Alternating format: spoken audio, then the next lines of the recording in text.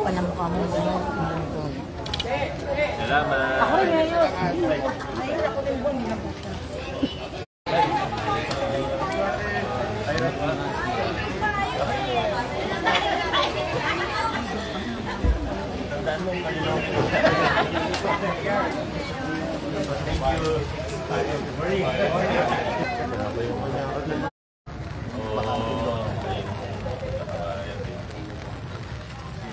Ang kulang na lang natin dito, yung right of way galing sa North Van, yun doon.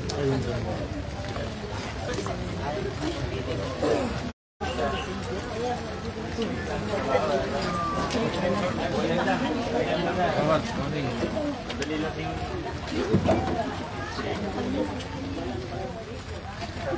dapat po.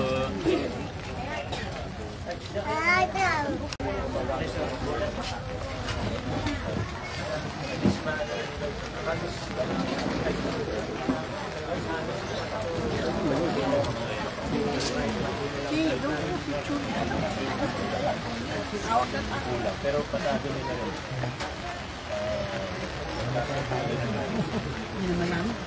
Ito, wala pa. Konting problema lang. Pero okay lang naman. At least yung mga mail, pati yung building, okay lang. Ito gagawin sa yung area. Para at least, kapag ginagawa ito, kilala yung ginagawa. Sila pa rin naman may ginagawa. Baka mamaya. Kung gandito ito. Hindi na mapa. Tapos nakalagay doon kung alin yung nabili mo ng LGU. Tapos itong drainage yung dito yung ginagawa yun yung ginamit ni Paxi yung FA. Hindi natin na nagbili tayo ng materyales. Tao nila. Matagal din na problema yan, ano? Tuloy ka.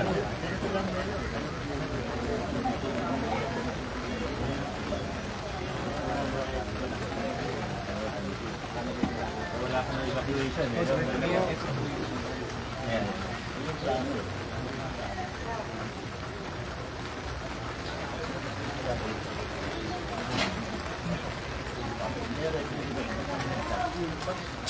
Okay.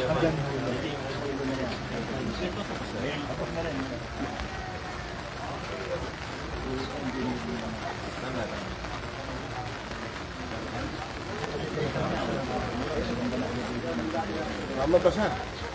Basahan na nga.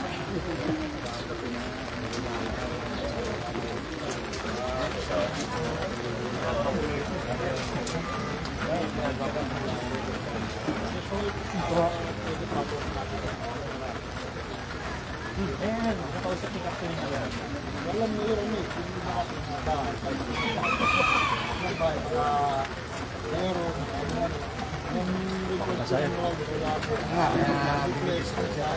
karamihan po dyan, hindi ko makakapapan.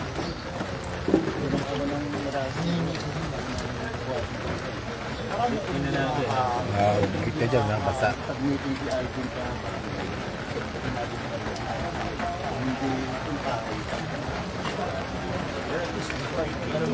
Makapagdagdagan yung mga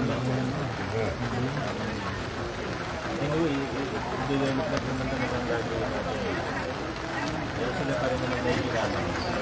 Kasi ang nagagawa ng kwento. Kaya mahilang yung makarating sa kanila. Sila pa rin naman nahihirapan. Bro. Hindi na pabayaan. Maulan. Kamusta po kayo? Opo, sa tulong ni Ipan, di ba? Opo, di na binaba, ano? Konti na lang.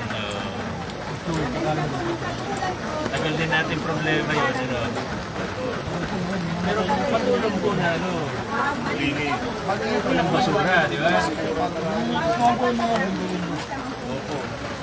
Hindi, okay lang naman din isin ng ko. Pero kung naliliit, yung mga kapitan. Opo. Yung po ang medyo pabrik ka po kasi ng bata natin. Pabrik ka po. gana ko.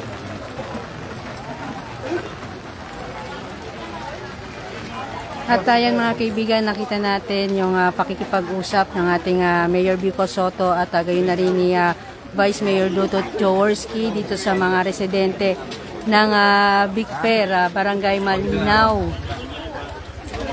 At talagang kahit lumalakas na rin yung buhos ng ulan ay patuloy pa rin ang pakikipag-usap ng ating Mayor Vico Sotto sa mga residente na nandito ngayong umaga na nag-aantay rin po sa kanila upang sila ay makausap at maidulog yung kanilang nais ipasaayos dito sa kanilang lugar.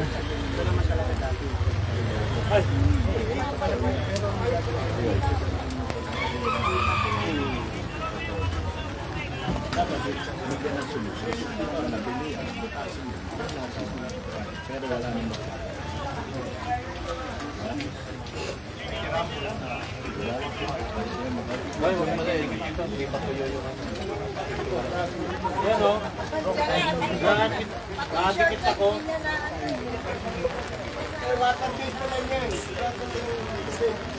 Nakadikit ako. Di ba pala tuyo ito o?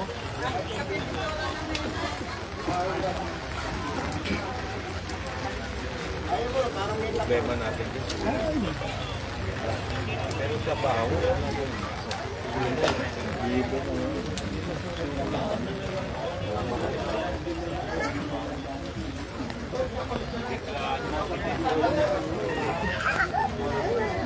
So mga kaibigan, hanggang dito na lamang po ang ating live update. Ito nga po sa isinasagawang Oplan Kaayusan. At akin na rin na ipakita kanina itong isa sa mga sinasagawa dito sa Oplan Kaayusan, itong pagpipintura nitong mga pader ng residente dito. At paalala ko na mga kaibigan, itong sinasagawa nilang pagpipintura na ito ay kanina rin munang ipinapaalam sa may-ari ng bahay itong pagpipintura ng kulay puti at kulay asul.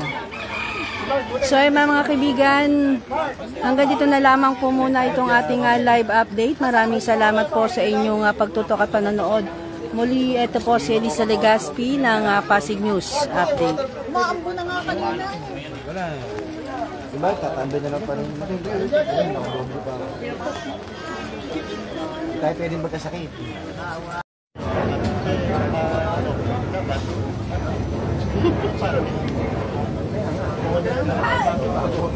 Kasi yung point is, yun ang pag-emergency lang. Pero tama nga, kaya pwede doon. Bilipen, paano ko gusto naman?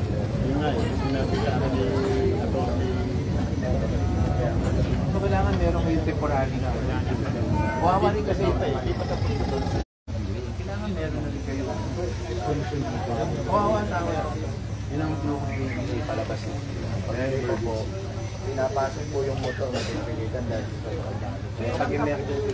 Hindi ko rin alam kung na-solusyon. Pero kailangan na doon.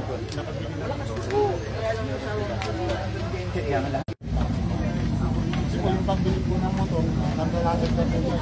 Bulugan. Again, okay yun. Pero kailangan ko. Ayun nga po.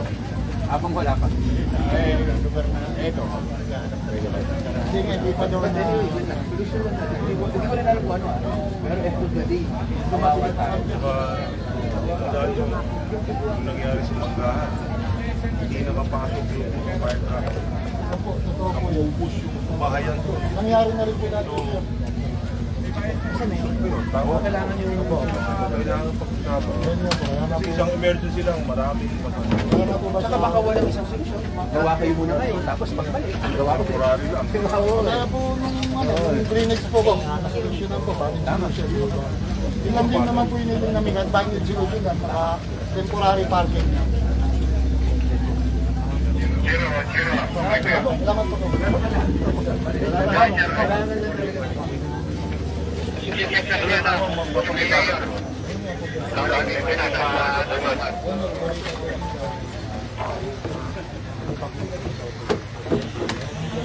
Kasi dun sa morning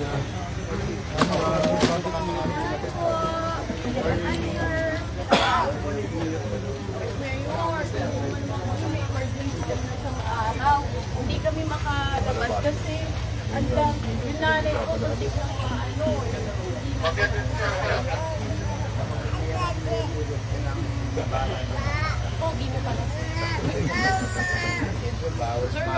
ano okay lang naman po yun. Kasi dito kami nakatira. Ang problema namin.